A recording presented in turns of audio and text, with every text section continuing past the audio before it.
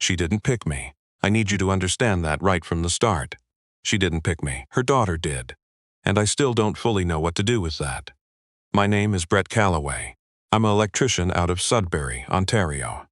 I wire commercial buildings mostly, office parks, the occasional school, a few hospital wings over the years. I drive a beat-up F-150 that needs a new exhaust manifold, and probably has needed one for 2 winters now. I make decent money. Not great money. Decent. Enough that my daughter Fern and I have a 2-bedroom on Moonlight Avenue that doesn't leak and has a yard big enough that she can run in it, which she does every single day, like it's her job. Fern was 4 when her mother left. She's 9 now. I'm not going to spend a lot of time on that part of the story because it's not really the part that matters, except to say that for 5 years it was just the 2 of us, and we got pretty good at being just the 2 of us. We had a system. I packed her lunch every night before bed. Same containers, same order, sandwich on the left, fruit on the right, a little note folded under the apple that she pretended not to care about but always kept. I know she kept them because I found the stack once in her sock drawer, 47 of them. I counted. The point is, we were fine. We genuinely were. I wasn't out there looking. The city pool on Elm Street runs a summer swim program for kids. 8 weeks, Tuesday and Thursday mornings, 7:45 to 9. I'd drop Fern off, drive to whatever job site I was working that week, and pick her up after. That was the summer. That was our routine. I didn't think much about it beyond the logistics. But the summer Fern was 8. She started telling me about a girl in her swim group. A girl named Blythe. She told me about Blythe the way you tell someone about a new favorite song. A little bit at a time, like she was parcelling it out, making it last. Blythe could hold her breath the longest. Blythe had braids down to her shoulder blades. Blythe brought her own goggles in a hard case with her initials on it. I listened to all of it the way I always listened, with one hand on the wheel and the radio off. I didn't meet Blythe's mother until the 3rd week. I was early that Thursday. The job had wrapped faster than expected, and I got to the pool deck while the kids were still in the water. I stood at the chain-link fence with the other parents, and I noticed her the way you notice someone standing very still in a room full of movement. She was watching the pool with this complete attention, arms folded, not looking at her phone, not talking to anyone. Dark hair pulled back. She was wearing what I later learned was a very expensive linen shirt, though it just looked like a nice shirt to me at the time. She had the kind of posture that makes you feel like you're slouching even when you're standing straight. I didn't say anything to her. I watched the kids swim. The instructor blew the whistle and they all climbed out, and Fern came dripping across the deck and crashed into me, which she always did, like she'd forgotten I was going to be there and was surprised every single time. I dried her off with the towel from my bag and she said, still catching her breath, "Dad, that's Blythe's mom." I looked up. The woman was crouching down to talk to a girl with braids. The girl was beaming at something she'd said, and the woman looked up at that exact moment, the way people do when they can feel you looking. And I just nodded, the way you nod at other parents. The universal nod of I also have one of these small wet people, hello. She nodded back. That was it. Her name was Adrienne Feld. I didn't know that yet. I didn't know anything about her yet. I found out her last name 3 days later when I overheard another parent say it, and I found out who she was 3 days after that, when I mentioned it to my buddy Kevin at the shop, and he looked at me like I'd told him I'd been carpooling with the Prime Minister. Adrienne Feld was the founder and majority shareholder of a supply chain software company called Clarence Systems. They were headquartered in Toronto, did work for most of the major retailers in the country, had recently expanded into the American market. Kevin showed me an article on his phone. There was a photo of her at some kind of industry event, the same posture, the same expression. The article called her one of the most influential women in Canadian tech. I put Kevin's phone down and went back to pulling wire. I didn't avoid her after that. I also didn't pursue anything. I just showed up on Tuesdays and Thursdays and stood at the fence and watched my kids swim. And sometimes Adrienne was there, and sometimes she wasn't. She told me later that she only made it to about half the sessions, that there were days she sent her assistant or a woman named Patty who'd worked for her family for 15 years. On the days she was there, we started nodding more than once. Then we started saying good morning. Then one Tuesday, she said the kids looked strong this year, and I said Fern had been practicing in the bathtub, which I only said because it was true, and I'm not quick enough to be funny on purpose, and she laughed. A real laugh. Short, a little surprised. I thought about that laugh for longer than I'm comfortable admitting. What I did not think about, not even once, was that anything would come of it. She was Adrian Feld. I was a guy with a tool belt and an exhaust manifold problem. That's not self-pity, that's just a clear-eyed reading of the situation. I was perfectly content to have pool deck conversations twice a week for 8 weeks, and then go back to my life. Fern had other plans. The second to last week of the program, there was a family barbecue. The pool ran it every year, end of summer thing, hot dogs and a watermelon, and the kids did a little showcase in the water. I brought a bag of buns because the sign-up sheet said to bring something, and buns were what I had. I showed up and found Fern immediately, which wasn't hard because she was standing next to Blythe, and they were both talking at a pace that suggested they'd discovered something urgent about the universe. I said hi. Blythe said hi back. She was a serious kid. Direct eye contact, firm handshake energy even without the handshake.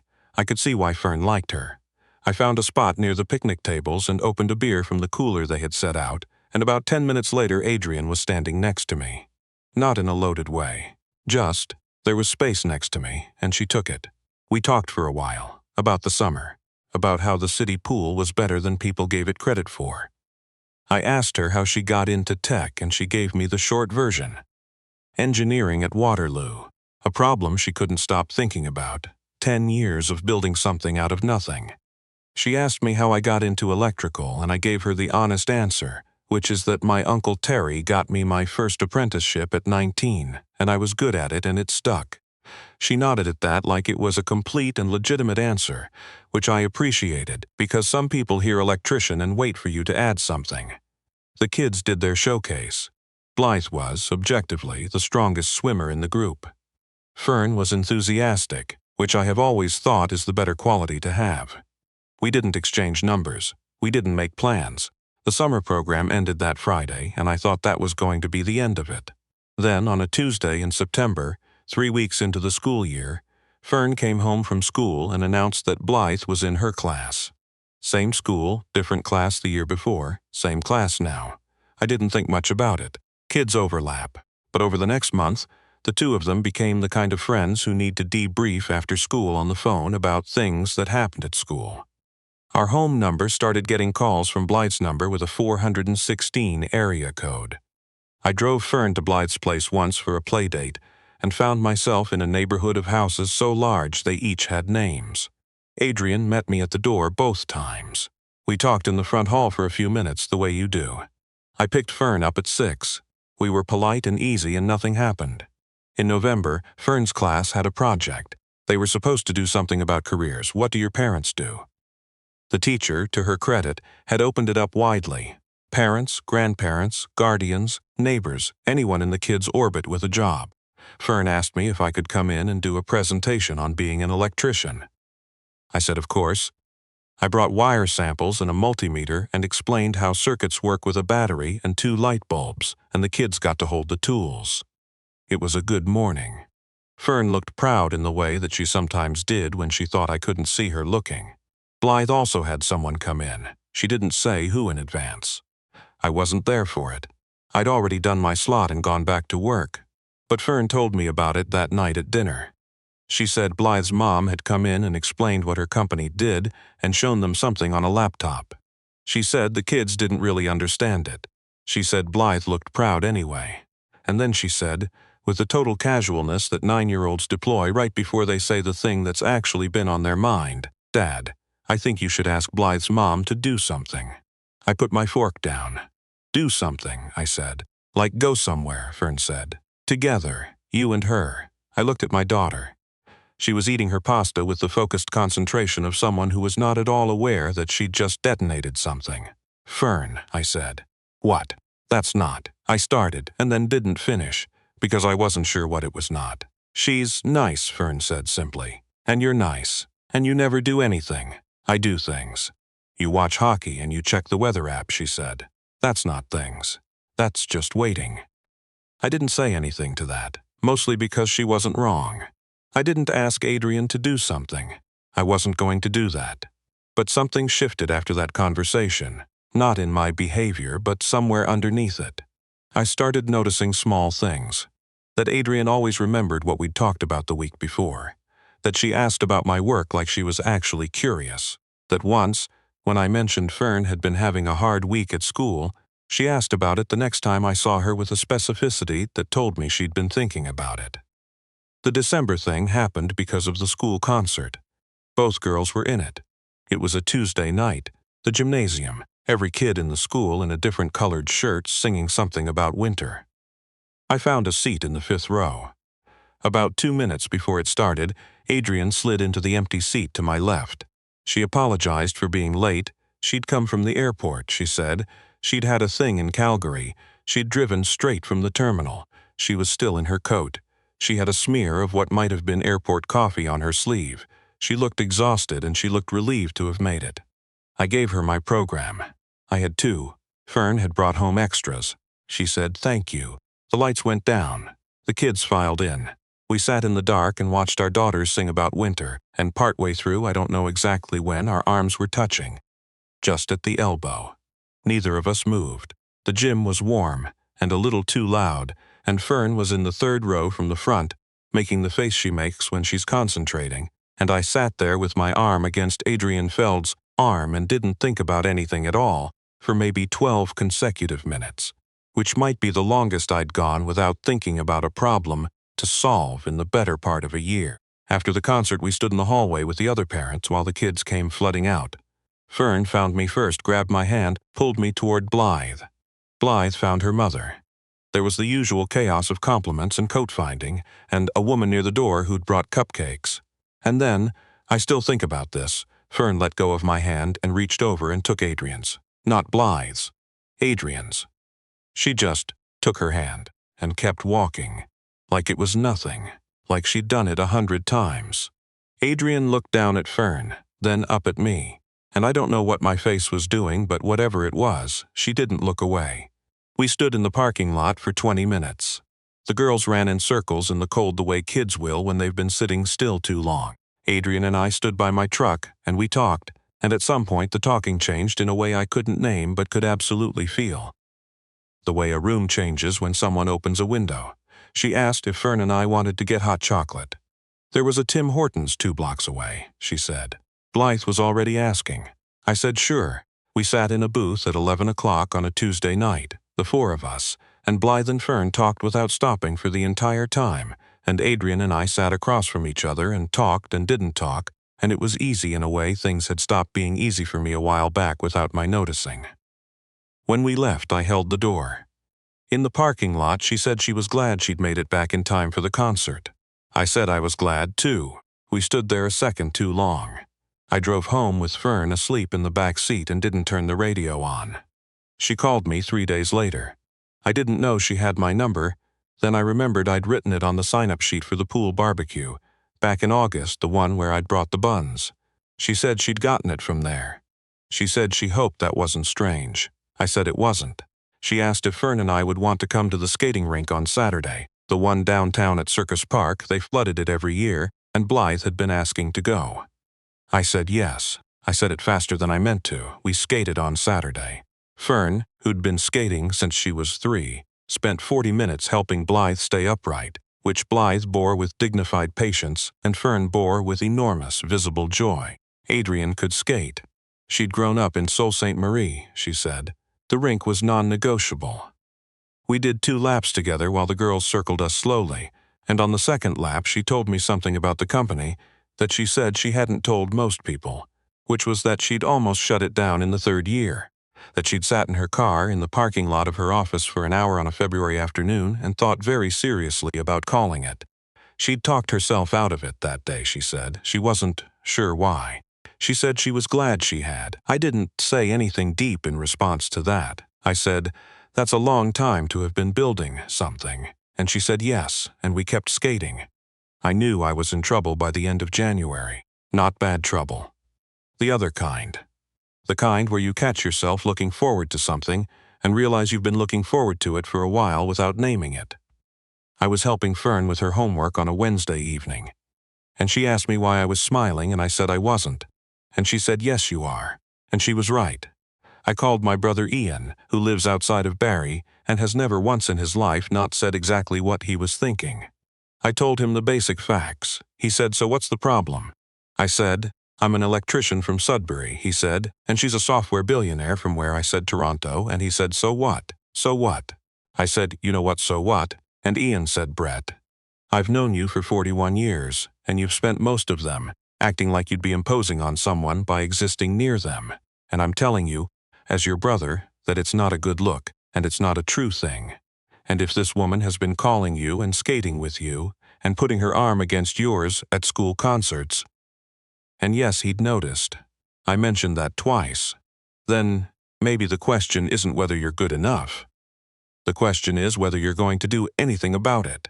I stayed on the phone with Ian for another 20 minutes not talking about that. And then we hung up and I sat in my kitchen and thought about what he'd said. In February, I asked Adrian if she wanted to have dinner. Not with the kids. Just us. I said it plainly, the way Ian would have wanted me to. I said I'd like to take her to dinner if she was interested in that. She was quiet for a second and I thought I'd misjudged the whole thing, and then she said she'd been wondering when I was going to say something. She said it like it was a minor administrative matter that had finally been resolved. I laughed. She laughed. We had dinner the following Saturday at a place on Elgin Street that she picked and I didn't question, and it was good. It was really good.